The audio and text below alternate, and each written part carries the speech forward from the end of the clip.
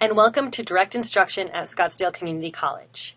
My name is Lisa Young, and I am the Faculty Director of the Center for Teaching and Learning at SCC. The information provided today has been compiled through editorials from the Higher Learning Commission and from work done by Scottsdale Community College's own e-learning steering committee.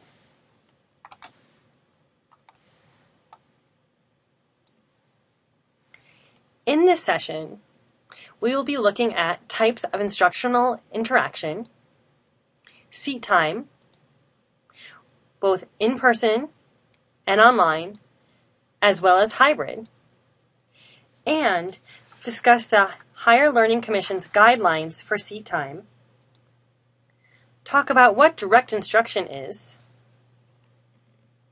and how to use the direct instruction calculator.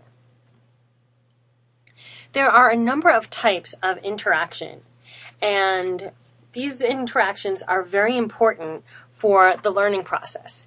There is instructor-student interaction, student-to-student interaction, and student interaction with the content.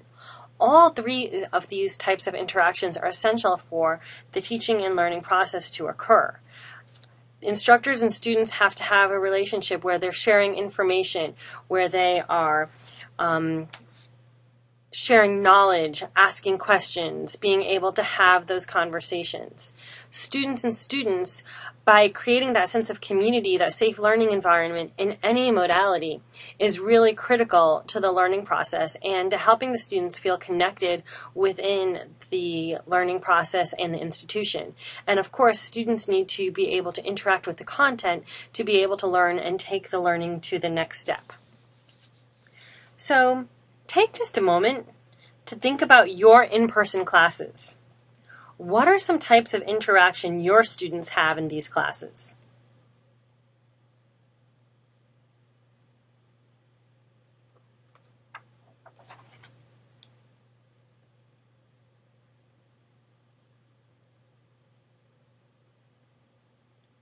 In in-person classes, students really have an opportunity to have all three types of interaction in these classes: student-instructor, student-student, and student-content interaction. Some ways that this is done, which I'm sure you've brainstormed, include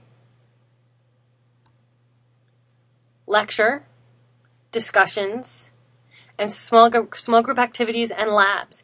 These are all ways that students are interacting. If you think about it, lecture is students interacting with the content and the instructor. Discussions are opportunities for the student to interact with other students and the instructor, as are small group activities and labs.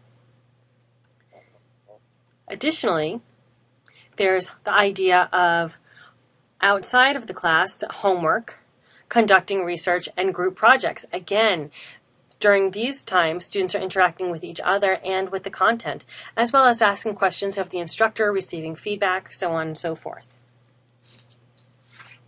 Now, hybrid classes are a mixture or combination of in-person and online learning experience for the student. At SCC, currently, we do not have a set number of hours that must be delivered in person or online, but a 50-50 split where students spend half their time seated in class and half of the time online is quite common. So take a moment to think about your hybrid classes. What are some types of interaction your students have in these classes?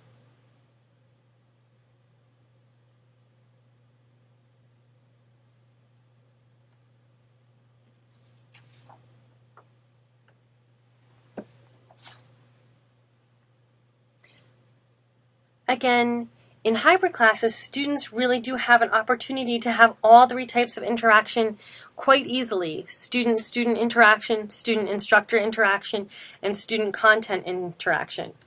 When they are in person with their class, they have the opportunity to do group projects, active learning activities, labs, mini lectures, and these are all ways that they're interacting in all three ways. Online, it could be a flipped type classroom where they're watching videos and reading, watching recorded lectures. Those are all opportunities for the students to interact with the content. They could be doing group projects and online discussions where students are interacting with each other. And then there's opportunity for homework where the students are interacting with the content, and then when they get feedback, they're interacting with the instructor. Now, online classes are delivered primarily online, where the entire class is delivered in an online format. Again, take just a few moments to think about some of the interactions your students have in your online classes.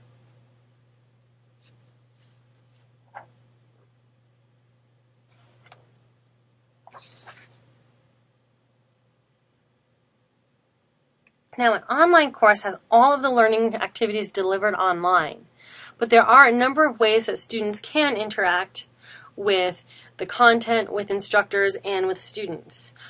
So reading, recorded lectures, and content pages, those are all ways that students are interacting with the content. With the instructor, they're interacting with them through feedback, announcements, as well as emails. For student-student interaction, they're having discussions, they're having collaborative assignments, ways that they're interacting and engaging with each other. So now comes the meaty stuff. According to the Higher Learning Commission, a credit hour, a federal credit hour definition, is the amount of work represented in intended learning outcomes and verified by evidence of student achievement that is an institutionally established equivalency that reasonably approximates. So basically, this is learning outcomes and evidence of student achievement that ends up being not less than 1 hour of classroom or direct instruction and a minimum of 2 hours of out-of-class student work for each week for a 15-week course for 1 credit. So basically, what's that saying? That's saying is that if you're teaching a 1 credit course for a semester, your student should be doing 1 hour of classroom and 2 hours of homework to meet that credit hour definition. Or they need to do at least an equivalent amount of work for things like in lab work, internships, practica, studio work, and other types of academic work leading toward the award of credit hours. So basically, if you're teaching a 1 credit class, that student should be doing 2 hours of homework a week. If you're teaching a 3 credit class, your student should be doing 6 hours of homework per week, that out-of-class work. Now, if you're teaching a condensed schedule where you're teaching an 8-week class, think about the impact that that's going to have on the amount of work a student should be doing out of class. So, online courses must include a total of 1 hour a week of documented direct instruction and 2 hours per week of homework per credit. Hybrid courses, the same thing. 1 hour per week of documented direct instruction. That's the time you have them in class, perhaps, plus 2 hours per week of homework credit. So per credit hour, this is really important. This is what we should be doing in our classes and what many of you are doing. So when we think about these definitions of direct instruction, how do we determine what that time of documented direct instruction is and what activities meet homework? So your e-learning committee has taken a look at everything that's out there and took a lot of the great best practices that are happening at all sorts of great schools, and we've developed a self-diagnostic tool that you can use to determine how you are meeting direct instruction guidelines. This is basically something that we're hoping that you all will take a look at, think about your instruction, and then come to us in the Center for Teaching and Learning so that we can provide you perhaps some other ways that you might be able to meet the direct instruction guidelines. So now, let's take a look at the direct instruction calculator.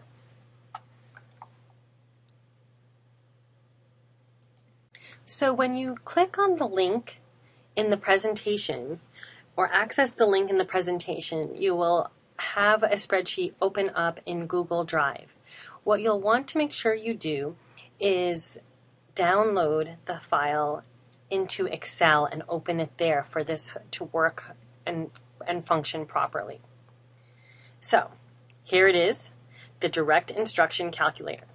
And what this does, what you see when you look at the calculator, is down the first column, and really these first 3 columns, are descriptions of the various learning activities that students may do. So you'll see that there are a number of different assignments, from blogs and reflective journals to hands-on simulated active learning, field work, observation consultation. You'll see that there are descriptions, and then there are suggested durations of time that something like this should take. And you'll see as I scroll through, there's discussion boards, different levels of discussion boards depending on what level of communication you want in these activities, group activities, different reading assignments. And please know that we consulted the experts in regard to reading and writing to determine what times are appropriate for our student population here at Scottsdale Community College. Now across the top, you see, of course, the category, the course component of direct instruction, the description of what that is, and those suggested times that it should take your students.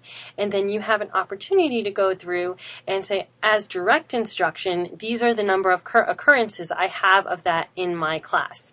So I have 3 papers and I have 10 quizzes, and you would put that and enter those items into the direct instruction calculator. And then for homework, you have research, and so you have 3 research projects, and this is calculating, taking those minutes and calculating them into our 50-minute hours here, because 1 credit hour is equivalent to 50 minutes.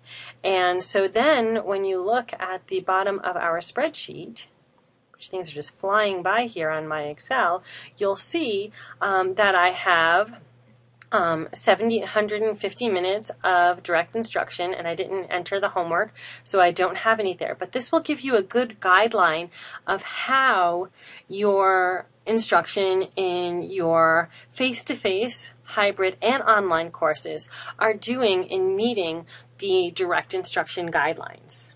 So this really should be used to inform your practice. For example, if you find that you're well over the amount of time, you may want to evaluate some different learning activities and that might pare down, or substitute some other activities that would be suitable for your students and the content that may not take as much time if you're way over. Of course, you still need to be sure to address all of your course competencies. But if you find that you're not spending enough time on direct instruction and homework, you may want to consider adding some additional learning activities to your classes. And of course, please know that the Center for Teaching and Learning is here to help you address your instructional needs for your courses and recommend and provide training on different instructional strategies and tools to meet those needs. So, as always, we are here to assist you if you have any questions on the direct instruction calculator. And in the email that accompanied this video, there is a lot of information on how to provide us feedback on the direct instruction calculator. So, thank you for tuning in, and we'll see you next time.